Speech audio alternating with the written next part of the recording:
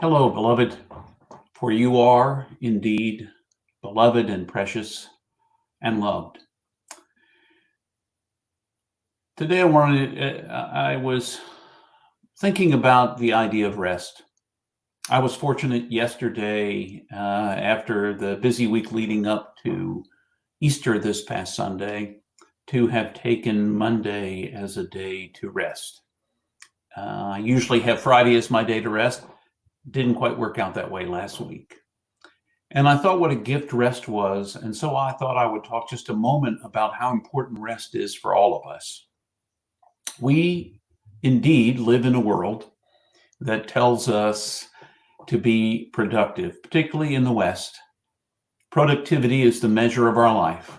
And so in order to be more productive, oftentimes those who employ us believe that we should work more hours, which actually scientifically makes us less productive over time. But that's for another conversation, perhaps. So we begin to measure our lives by what we produce. And actually, productivity becomes the God that we worship. We worship a God other than the God we say we do, and we worship productivity, what we can produce in a given day.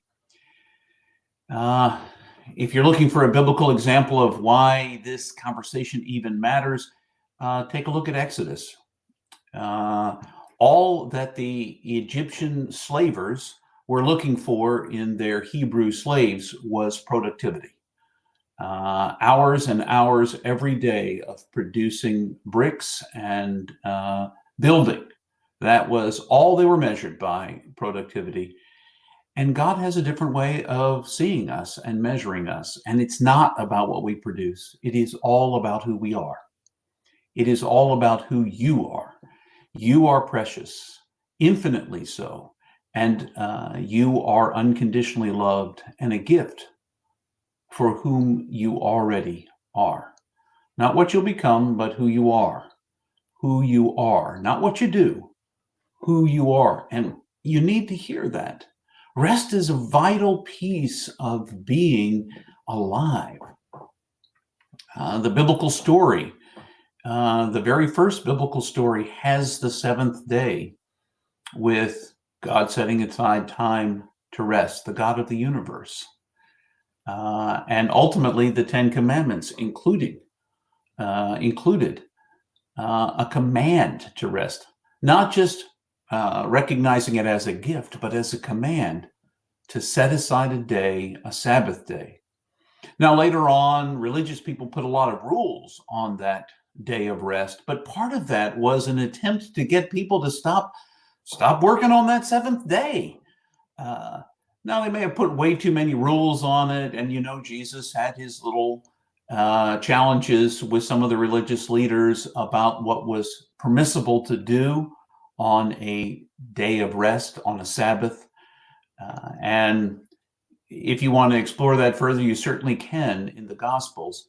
But the truth was that even the religious leaders were attempting to help people on their day of rest, on their day of Sabbath, to not allow for a lot of other things to get filled in there.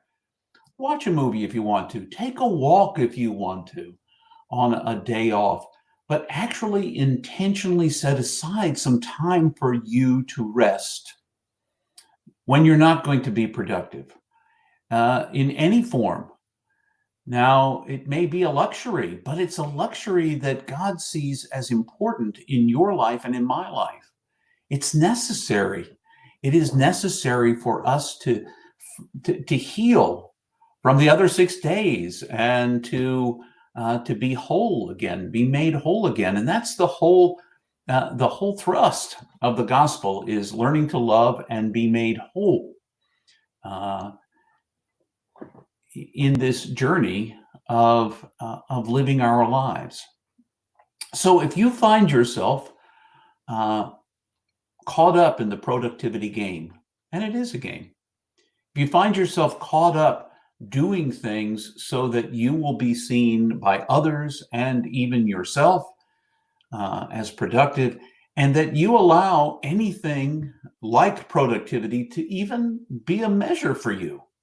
Yes, your employer will want you to be productive, but it's unrealistic in our world today. And I would call it out as actually worshiping other gods. It is that call to work as if 7 days a week you ought to be available, that 12, 14, 18 hours a day you ought to be available without any room for rest. It's not the path of Jesus.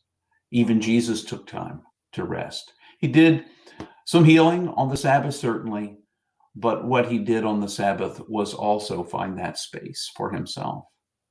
He modeled for us what our lives are meant to be. God modeled it in Genesis chapter 1 into the beginning of chapter 2, when God rested on the seventh day. And God commanded for us that same kind of rest. Remember the Sabbath and keep it holy. Remember the Sabbath and keep it holy. So the gift of rest, it is a gift, by the way. The gift of rest is also necessary for life.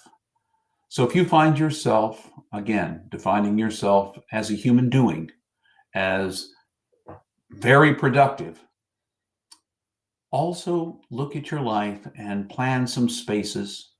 For me, my Sabbath can't even be on the Sabbath. Saturday is the traditional biblical Sabbath.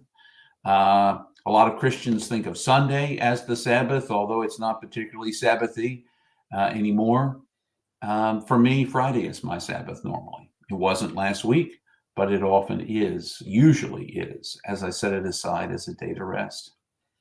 Don't let it become something that you're locked into, although do your best to protect it. So if you have to do something on Friday, if something comes up of import, or whatever day you've defined as your Sabbath, do that thing.